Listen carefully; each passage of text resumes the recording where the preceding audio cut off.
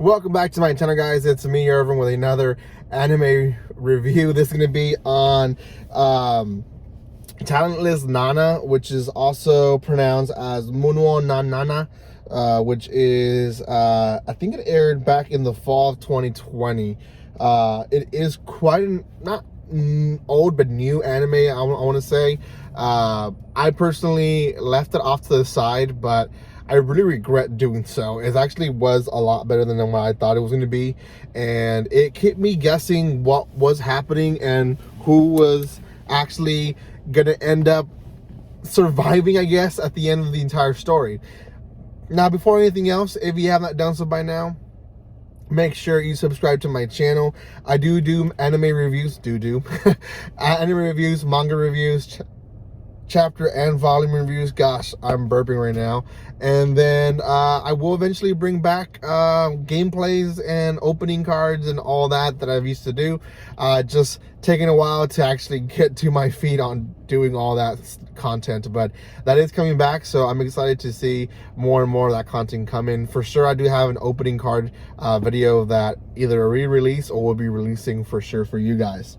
Okay, so we find Nana, which is our main character in this world where there's people with talents that seem or were seen as harmful to humanity, and eventually were accepted by humanity, and they're put into this island for special school. And Nana claims to have a mind reading power. Now, if you haven't seen my first impression video, I will say this is a spoiler to the first episode. So if you don't want that to be spoiled, then go watch the first episode, come back to my review, and maybe I won't spoil anything else. But you guys have been warned. So Nana actually is not a talent-led person. If you didn't get that by the title, Talentless Nana, she doesn't actually have a talent.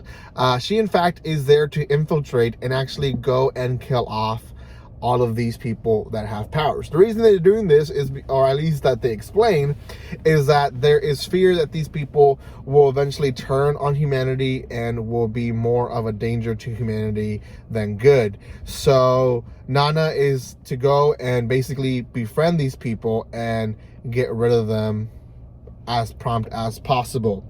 Now, there's a lot of characters that come out of this show, very similar to Assassination Classroom and other series that will introduce new characters that have been there for the entirety of the anime, just in the background, and then become a main character for 1 or 2 episodes. Very similar to that. This anime follows that structure, and we get to meet the past of so many characters that really, if I took time to explain every single character, it would just be pointless. But just keep in mind, so many characters do end up being killed by Nana, so it is almost a survival series to see who ends up surviving. Nana is brainwashed to believe that all of these people cannot be good people. So as fast and as long as she finds a reason to connect them to being evil in some way, or very selfish, I guess you can say, she decides to go and kill him. She does find someone who is, in a way, not like that, and we see her survive throughout the series, and really ends up being Nana's downfall, because she doesn't know if she should kill her or not. And her name is Inuki Mishuru, and Inuki Mishuru is basically a character who has healing powers, and she does everything possible to protect Nana as well as to protect herself. The series itself goes on into basically a rampage of them trying to find who the killer is, and Nana trying to make everyone believe that she is the nicest, even the leader of the group, who is trying to protect everyone. The main person against her is Kiyua, and Kiyua has basically almost an invisibility power of not dying. He gets poisoned, he gets attacked, he explodes. There's so many things that happen to him throughout the series, and we see that he is almost impossible to kill. Now, we don't know if there's actually a weakness. There probably is, but he is almost basically invincible. And he is going to be one of the ones that survives. I will say that. There's quite a bit of others that don't, and he is one of them. I will say the series ends with a very dark note, and I don't want to ruin it, so I'm not even going to say it. But it does end with a dark note, and there's like 2 or 3 twists in the last, I want to say 5 minutes, that it just keeps you going on the edge of your seat, like, oh no, that happened, oh no, wait, what?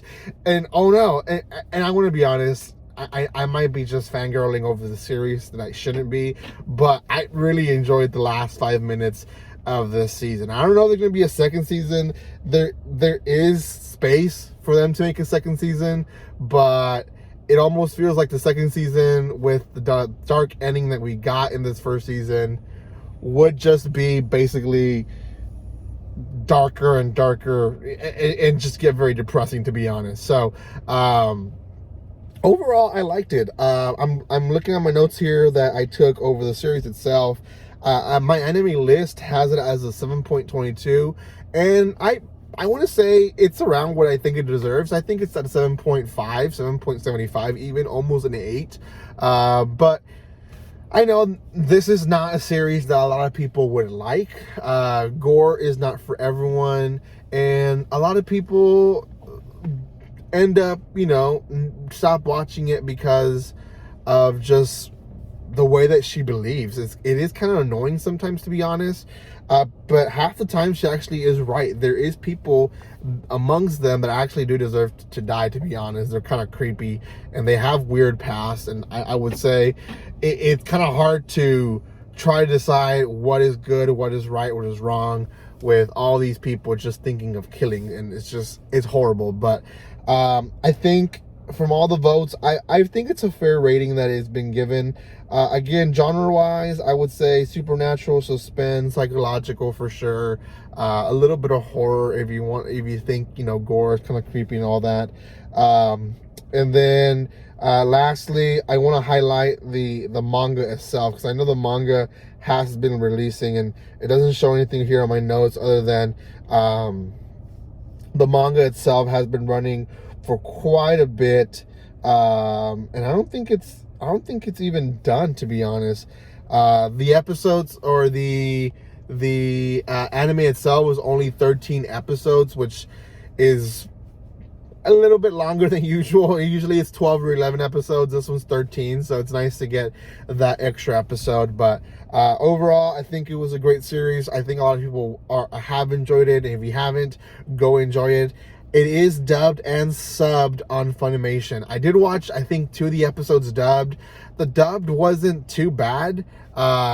It's just very weird when you start watching it subbed and then switch to dubbed for just an episode or 2. And I do that just to see how they do the dub, so I can talk about it in my reviews. And it wasn't badly done. Funimation has been doing a better job with their dub, especially with the translations of stuff. Sometimes I watch a dub with the subs to see what they changed, and they actually don't do a bad job. I will talk about the dub and sub differences on Eden Zero on another review that you guys can catch here as well, but that's done by Netflix. And I do have some points on that one, but for this one, it was I think properly done. So, oh well. Thank you guys so much for watching this. If you have not done so by now, make sure you subscribe to my channel. Like I said again, you guys can catch anime, manga reviews here, reactions as well, for sure. And then I'm bringing back more of the odd videos that people used to like, as well as manga hauls, opening packages, opening cards, and all that fun stuff. So thank you for your love and support. I'll see you guys next time, and like always, don't be strangers. Bye guys.